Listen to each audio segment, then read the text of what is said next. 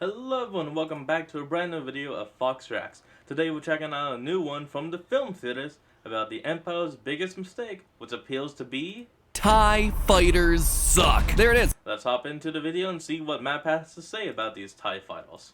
That is the thesis of the video right there in 3 little words. Slap them on a thumbnail, put it in the title, and let's just call it a day, friendos. You want a YouTube video that gets straight to the point? Matt. Boom, there's your point. In fact, I'm gonna take it a step further. Not only do TIE fighters, one of the most iconic starships to come out of the Star Wars canon, suck, but their basic design failures are the single biggest reason the Empire lost to a small ragtag bunch of rebels. All right, Matt. Everything is proceeding as I have foreseen.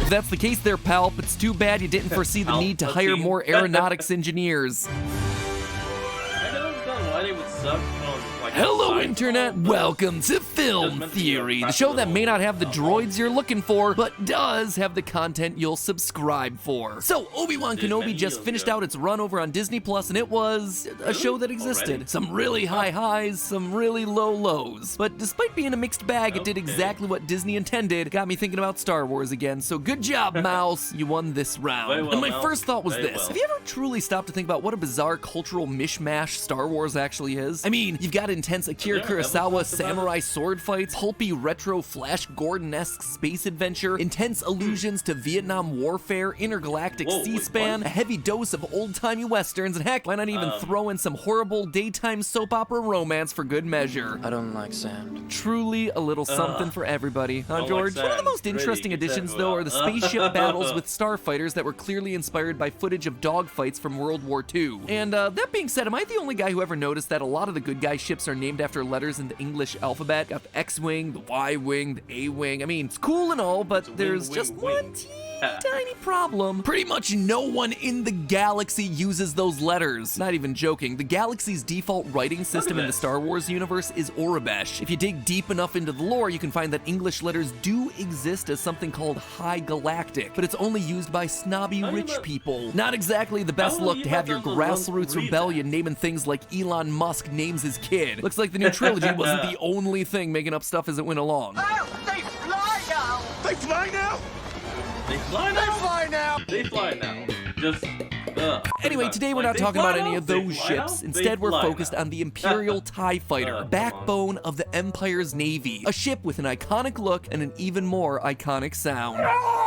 Speaking of the shape, the TIE Fighter sounds like a supposedly got its name dog. from its twin ion engines, TIE. Sorry. Not the fact that George Lucas thought the design looked like bow ties. Because let's face Oh, it, look at it's that. an easy mistake to make considering that this is the same guy who named an overweight X-Wing pilot Porkins and a drug dealer Sleaze Bagano. Ugh, real Bagano. creative on the Oh my names there, God. George. Anyway, I don't care how they were named. The Those TIE names. Fighters are garbage and they cost the Empire its galactic dominance. And let me be clear, I'm not talking about deeply complicated lore stuff here either. These things ignore fundamentals of dogfighting that are so basic, even the video game Star Fox got them right. And we all know how accurate Star Fox was. TLDR, that's an Emperor Sheev aileron needs to roll. have his men go watch Top Oh, I Gun can't Maverick or something, because Tom Cruise would be so Aileron? disappointed in them right Oh. now. So today we're going in on a bombing run that's gonna destroy your faith in the TIE Fighter in order to show how a few simple design mistakes can let some nerf herders overthrow a galactic superpower. Let's start off with some backstory, shall we? In universe, to the us. TIE Fighters were the brainchild of Imperial Governor Grand Moff Tarkin, who demanded the creation of a new ship that was both fast and maneuverable while remaining cheap to produce. Within just 5 years, the starfighters fast, used by the and, Fallen Republic were slick. completely phased out in Slick. favor of the TIEs. On a surface level, this makes sense. The galaxy was no longer embroiled in an all-out war with two sides of roughly equal power. Instead, the Empire was facing smaller, weaker internal rebellions. Okay, Hoping to that's cool. overwhelm those insurrections with numbers seemed like it would be a valid strategy. But once you start to break down how the TIEs were designed, you start running into one major problem over It's kind of like most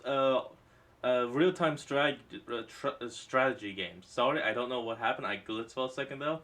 I meant to say a real-time strategy games. You want to defeat your opponent and send out a fuck ton of warriors. It doesn't matter. Just start click, just spamming them and sending them out. Doesn't matter.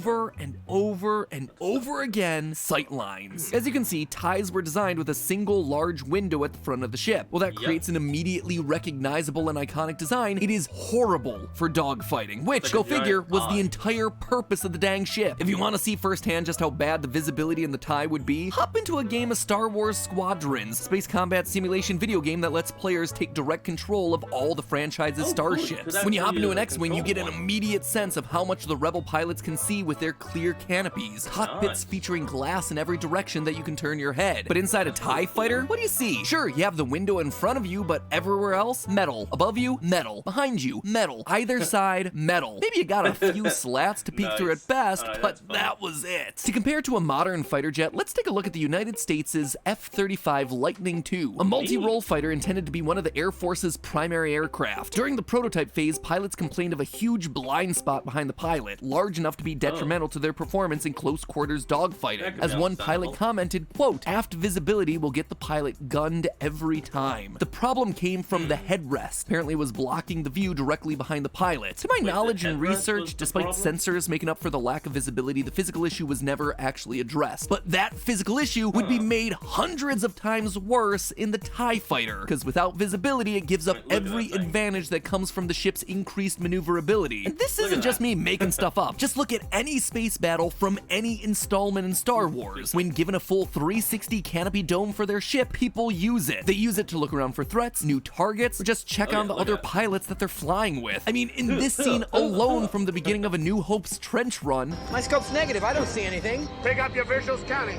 Here they come. I can't see it! we hear that the scanners aren't picking up fighters, so instead the pilots are told to physically check the space around them. When Luke is told to watch his back, he literally turns around to watch his back. Meanwhile, let's see how it works with the TIE fighters. Ramrod straight ahead like they're at the DMV taking a driver's license photo, because they can't see in any other direction. So you would expect then that a lot of their deaths would be surprise attacks from behind. And wouldn't you know it, that's exactly what we see. Rebel ships pulling up behind them and knocking the TIE fighters out of the air before anyone checks a scanner. And I should probably call out the continuity flaw in these things, where from the outside, the cockpit window frames are arranged with the metal lining pointing directly up and down, but from the inside, those windows are rotated slightly so the metal lining's diagonal. Just saying, these things suck for lots of reasons. Well, back, and this is definitely a design flaw. Like, look, the outside you got up and down, but inside the taunt, that just, I guess whoever designed this scene wasn't worrying about it. But the bad sightlines are only made worse once you consider the life support systems that are built into these things. Look at what TIE fighter pilots in the movies have to wear. Masks with breathing tubes, while every other sort of pilot gets to sit comfortably with only a helmeted visor. That's not an aesthetic choice. The in-universe explanation is that the Imperial-era TIE fighters weren't outfitted with basic life support systems. TIE pilots had to wear full, uncomfortable spacesuits while flying their ships in order to avoid suffocating or freezing to death inside their own cockpit. Now, if those spacesuits are anything like the NASA suits from around the same time as when the movies came out, then they would be heavy and cumbersome, putting TIE pilots at a massive disadvantage as they attempted to navigate the controls. Remember, in a dogfight, the difference of a second in reaction times can determine who lives and who dies. But that's not even what I really care about here. Top pilots have been wearing breathing masks for decades because of G-forces. No, the bigger issue here, again, is sight lines. Because they're having to wear this full protective armor inside the cockpit of a TIE fighter, their heads are fully encased in a helmet with two teeny small little eye holes. Suddenly their visibility goes from this to this. Add in the window and it crops it down even further to this. Now compare that to the sightlines of the Rebel pilots. Pilots flying inside a ship stocked with life support. The visors on their helmets are wide and completely open, giving them, once again, full sightlines. You'd think at this point that I'd be done, but it gets even worse. As if the window placement and helmet weren't doing enough to make the pilots virtually blind. Adding insult to injury are the giant wings on these things, which are blocking even more of your peripheral vision when looking forward. And that's without me even calling out the obvious. These wings are literally a giant target. What's gonna be easier to hit? A thin, relatively horizontal Rebel plane, or a giant array of solar panels measuring in at 6.7 meters by 8.82 meters? That is 22 feet by 29 feet. For context, that is 1/4 the size of a tennis court. apart. I know that stormtroopers can't aim to save their lives, but geez, miss those wings and it's literally the definition of missing the broadside of a barn. They see getting hit really matters with the TIE Fighter. I mean, let's be honest, it's gonna matter to any plane, but to the TIE Fighter, any hit is extremely detrimental. Remember what I said about Grand Moff Tarkin wanting these things to be cheaply made? Well, as a cost-saving maneuver, he had them built without shields. Yep, you heard that one right. No shields. I mean, just look at the Millennium Falcon. Our heroes spend the better part of 6 movies joking about how this thing is a piece of junk that's constantly falling apart. And yet, even it had shields because it was flying in dangerous situations like smuggling and warfare. Sir, we just lost the main rear deflector shield. One more direct hit on the back quarter and we're done for. But the most common TIE fighters used by the Imperial Navy? No shields. None. That's why we see TIE fighters exploding over and over and over again anytime they're hit by a single laser blast. With that sort of setup, it means that 2 gunners and 1 well-shielded piece of junk can take out a squadron of TIE fighters with ease. Easy, you call that easy? Yeah, I do, because we see the rebels taking easy. advantage of this weakness dozens of times. And remember, it wasn't like it was impossible for TIEs to have shields. Vader's personal TIE X-1 had a shield, but I'm guessing the Emperor was too cheap to pony up for the rank and file to be protected like his moody apprentice. So the pilots can't see in order to defend themselves against attacks, and their ships are built like giant moving targets, made worse by the lack of shields. But there's one last feature that I want to add to this pile of failed engineering. This.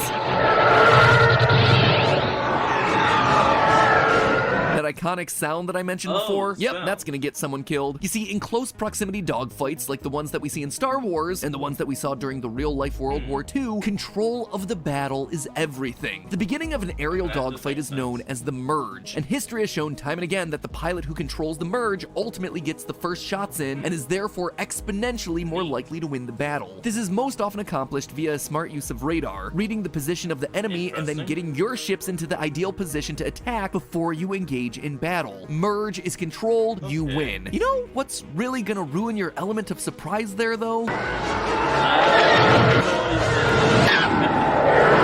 Let's just say that TIE fighters weren't going to be super helpful on a stealth mission. Of course, all of this is ignoring the fact that in space, none of these ships would be making sound, but I'm playing by the movies rules, so I'm just going to go with it. If they're indeed as loud and screeching as we hear in the movies, their arrival on the battlefield would be noticed long before they were able to get into attack position, thereby giving up any opportunity to control the merge and dictate the flow of battle. Any way you look at it, the Imperial TIE fighter was an impossible, poorly built, dumb, unshielded, idiotic, low visibility, stupid aircraft. Ironically, in their desire to create an efficient, mass-producible dogfighter, they created something that was the epitome of Imperial waste. A disaster that could have been averted if they had just spared a bit more thought and spent a bit more money per ship. In fact, here's a thought experiment. During the final seconds of Luke's trench run in A New Hope, Darth Vader, flanked by 2 other TIE fighters, lands a shot that takes out R2-D2. He's about to take the killing blow on Luke's ship when the Millennium Falcon surprises them all from above, swooping in to land a single shot on the left TIE fighter. This destroys it immediately, causing Darth's other support to get distracted. He loses track of his proximity to Darth and bumps their ships together, sending Vader flying out of the trench. All of it gives Luke the opening he needs to land the killing blow, destroying the Death Star, saving the planet of Yavin 4 and the rebel base on there, and changing the course of the war forever. Now, consider if even one of the changes that we've mentioned to the TIE fighters could have been implemented. If the TIEs had better visibility above the pilot, like an open glass canopy, it's likely Darth Vader or one of his flanks would have been able to see the Millennium Falcon coming, evade its fire, and stay in formation to kill Luke. If the ships had more windows on the side and less view-obstructing wings, the pilot to Darth's right wouldn't have... Hold on, what about